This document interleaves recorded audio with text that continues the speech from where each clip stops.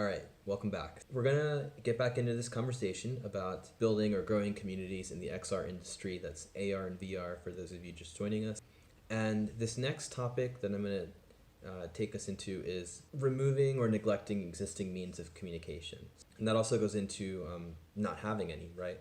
So if you're a product, if you have an app or a service that's, and again, I'm talking specifically for creative products in this field, but this could be all manner of things, right? It could be a game or something like that. But specifically for creative products, you have to keep in mind that you have a core group of users, if you're lucky, that are growing an emotional attachment to this product. Why? Because they're using it as a way to express themselves. And for that reason, it's in your best interest to keep them in the loop when you're making decisions about the product. If for some reason you can't sustain communication channels that you've already created, you have to find a different way to communicate with them. It's just that simple. Like, let's say you had a communications manager and a community manager and social media manager, and you can't pay all these people. That's fine. I mean, that's unfortunate, but if you start scaling down the ways that folks were interacting with you before, number one, it should really be addressed in a way that looks at the data to see what's most effective in the first place for your community, for your market. But let's say you have those running and you have to start trimming the fat. Find a more effective way to communicate and be creative, right? You can still do it in a lean way, but it's not going to look good if you just start shuttering communication channels that people have grown dependent on.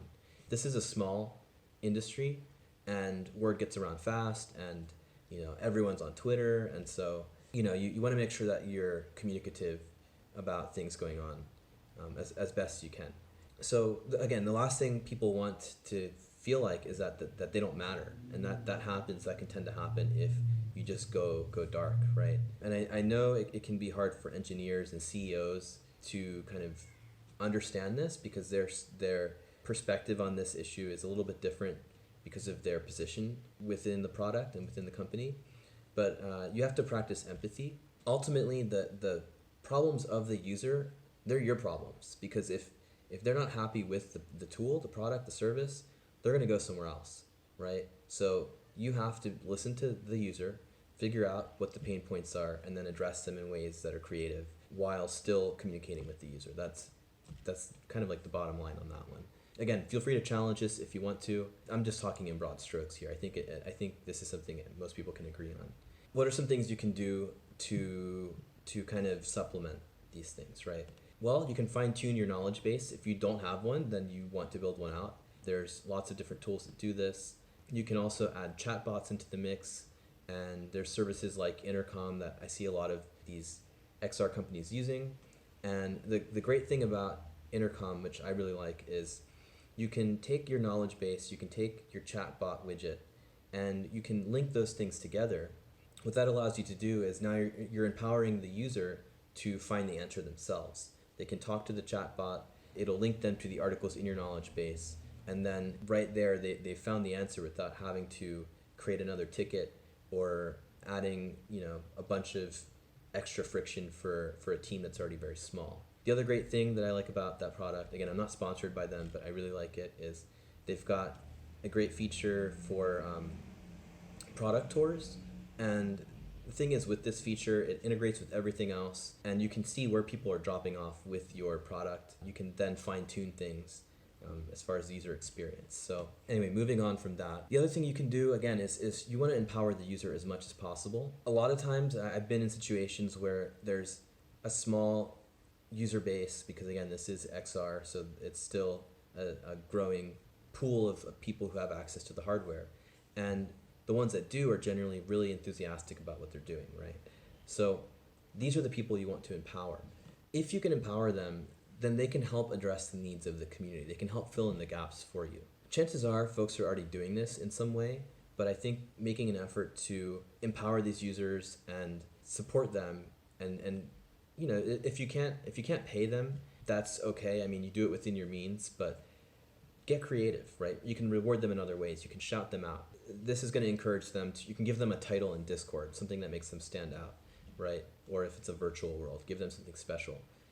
This is going to encourage them to make tutorials and help out other users. And that way, your support staff, if you have one, is going to be that much more thankful that there's other people that are organically sharing this information, right? Let's see. So back to the idea of shutting down existing channels of communication. I think it's a big mistake. It doesn't look good when you remove them. It frustrates users. And I think it's probably okay if I mention this company because they're big enough. And in this case, I'm not criticizing them. I'm using them as a good example here. So Microsoft and their HoloLens developers community. I'm not sure exactly when this happened, but if you go check, I think it's archived in some form. The community had a forum, like a traditional forum, web forum that developers are going on there and talking about HoloLens and Unity and all kinds of stuff, right? You go on there and you notice, oh, this is shut down. I can no longer log in here, right? At face value, that doesn't look very good. It kind of looks like, well, what happened here, right? Something's missing. Should I move on to a different tool like Magic Leap or something like that? But where I will give them a lot of credit is they moved the community to Slack. And this will be a different discussion, whether, using traditional forums or Slack or Discord or Reddit or whatever, the pros and cons to all of those. What I do like is how they approach their communication within that Holo Developers Slack channel. Shout out to Jesse McCullough. The reason why is because the way he and other people that represent Microsoft in there, the way they approach their communications, it's not like this walled garden, canned response, customer service response. There's a lot of honesty and transparency, especially when the HoloLens 2 came out. There was a lot of developers who were really excited and frustrated because they couldn't get their hands on one right when it came out. I think Jesse and the rest of the team that's in there really made an honest effort to communicate with those folks and make sure that as they got the information about what Microsoft as a company was doing with this rollout, that their users were the first to know, right? Building that trust is crucial. It would be crucial in any other capacity as a human-to-human interaction out in the world. It's the same for XR, right? Why not with your product? It's the same thing. You want trust. The user wants trust with you. If you have issues with your product, if you have no intentions to support a community, just be honest about it, right? Just be straightforward about it. I think in doing so, people will have a lot more respect for you and your team. Whereas if you start gutting things and removing things, then that's when you run into problems and people start feeling abandoned, for lack of a better term. Yeah, I mean, on that note, if you just let someone know straight up, we don't offer support for this product or something, that's going to signal to someone else who might like your product, okay, there's no support for this, they don't intend to do this. That gives me a chance to capitalize on that and create YouTube videos or other content, tutorials, and that's fine, right? But to promise something and take it away, or to set something up and take it away, I think is the wrong call. In my own experience doing community management and customer engagement and support, I will tell you that people who are passionate about these products are always excited to get involved. I've seen several different cases where people come back and try to find ways to be part of what's going on, even if they're not getting paid, right? They're advocates of the platform or the product, and they want to be a part of it, but there hasn't really been like something set up for them to do so in a way that could really maximize their value add to this. So something to consider, again, empowering your users, right? That's going to be an ongoing topic within all of these videos. So if you can't already tell, I'm pretty passionate about this. I've worked a lot of customer service in the past, and the difference with the XR industry and doing customer-oriented work is, rather than only hearing complaints, which, in the past, that's kind of how it was. Is I worked at IKEA one time in a call center, and let me tell you, that was something else. Just complaints all day to the point where it's numbing. The difference with the XR industry is, instead of complaints, you have a different layer, which is the users are very excited. They're on the bleeding edge here. And what they want to see is more communication from the company. And that's where the complaints start to happen, right? They want to be part of the product. And when they're not communicated with, then that's when they feel left out. And that's when the complaints start. But otherwise, it's excitement, right? It's very dynamic. It's different than regular customer service.